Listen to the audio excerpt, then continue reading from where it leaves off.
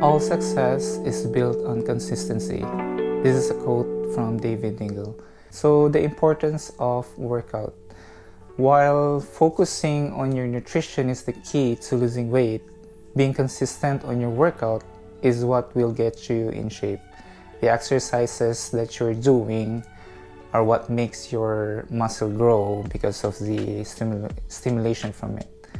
That is why you'll notice a lot of people are not making progress in their body shape despite being on point with their calorie intake.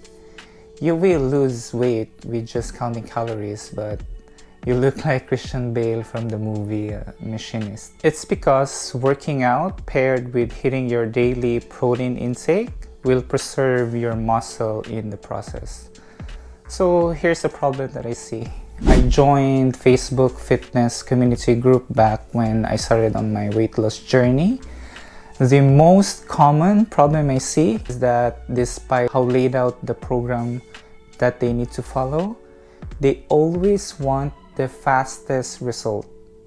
Almost all members, including myself, want that six-pack abs, of course.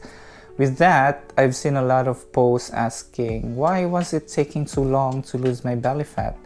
In addition to that, they even mentioned that they are already taking extreme measures just to lose fat in very short amount of time. I admit that I also fall into this trap of doing extreme measures to see the results faster. We are so convinced that massive success is the result of taking massive actions. We put pressure on ourselves to make some groundbreaking improvements that our friends and family will talk about. The most powerful outcomes are delayed, a quote by James Clear from Atomic Habits book. We underestimate the value of making small progress daily. Most of you have the same excuses as me for not being consistent with your workout routine. Now, one is having kids is difficult because they take all the time you have in a day. Another one is I'm so exhausted coming from work, have no energy to work out. How can I pay the bills if I don't work? And lastly, I don't see any improvement despite grinding for 5 months now, so what's the point of doing it? These were the reasons why I procrastinated in the past. So what do we do then? Number one, make time to exercise. Instead of saying you can't find the time to do it, make the time. You have to master the skill of saying no to other things. We all are given 24 hours in a day. That's one of the resources on earth neither one has the advantage of.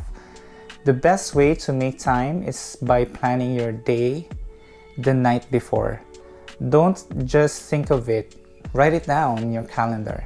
Make sure that you write the time of the day that you're going to do it. This will make sure that you're going to do it because the specified time that you will take action on. As for reference, this is what my day looks like on a weekday when my kids are in school. So 5:30, got home from work and eat breakfast. 6 a.m., sleep while the kids go to school. 2 p.m., wake up and make coffee. At 2:15, the most important, I exercise. And then after that, after 45 or maybe 30 to 45 minutes, I'm done. And then 3 p.m., done working out, and then I write my newsletter. As you all know, or many of you don't know, I write newsletter every week and then I make a video out of it. So around 3:15, I pick up my kids from school. 4 p.m., get home from school and then spend time, and then if I needed to cook, I will cook, and then 5 p.m. get ready for work. 5:45, drive to work, and then on to repeat the day again. Number two, reduce the friction. Going to the gym gives you a lot of options. You can choose a different type of exercise machine and a wide variety of free weights. But getting ready to go to the gym, like putting on your shoes or driving, is already mentally exhausting, right? Most of you will agree with me on this one. To resolve my problem in going to the gym, I decided I was going to do my workout at home. The thing is, it doesn't have to be full-blown workout equipment that you think that you need to start working out at home. Here's why. When you're starting out, you want to know what types of equipment you really need. Buying fancy equipment is a way to motivate to work out since you spend money on it. But the thing is that if you rely solely on motivation, it will die off easily. Then 3 months in, you decided to quit. So start with the minimalist mindset when buying a piece of equipment. For me, I look up Facebook Marketplace for any used dumbbells or workout equipment.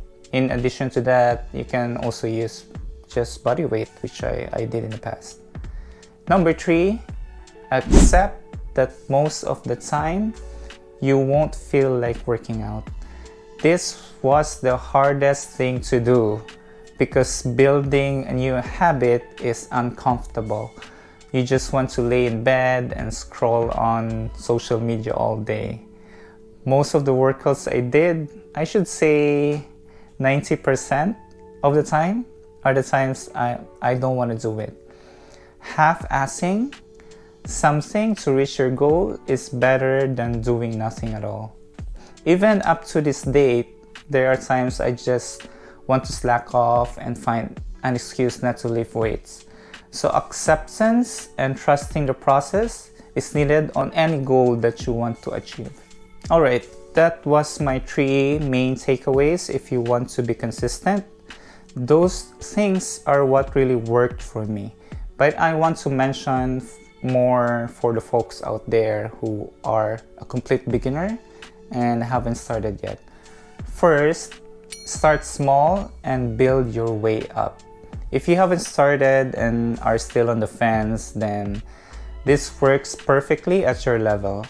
Before jumping into fitness in the past, especially when I decided I wanted to look like Tyler Durden in the Fight Club movie, it was portrayed by Brad Pitt, I'd made sure that I wouldn't be overwhelmed. Doing everything at the same time can lead to loss of motivation, since it takes time to get used to something new. Building a habit takes time and repetition is key to it, thus starting small can go a long way. What I did when I started, I just did push-ups every day for 30 days straight.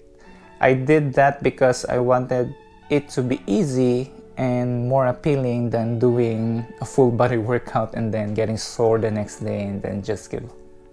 Since I started with knee push-ups and then progressed to regular push-up, I wasn't sore like for the next day. I also wasn't pushing to failure because I wanted to do the proper form. By doing this, I can easily do it every single day. Second is following a training program, either buying a fitness program from your favorite fitness influencer, which I did, or hiring a personal trainer will help you stay consistent. The reason is that there's money involved on it. Since it was a hard-earned money that you paid for it, you are now forced to get the value out of it. Not only that, it will take all the guesswork out of your head. It can be a whole video for this topic, but following a training program will give you clarity. Clarity on what you need to do in the gym and then nutrition needed in your current physique. Okay, I think I did say what I want to convey to you about being consistent. Focus on the things you can control. An example is this video that I'm recording every week.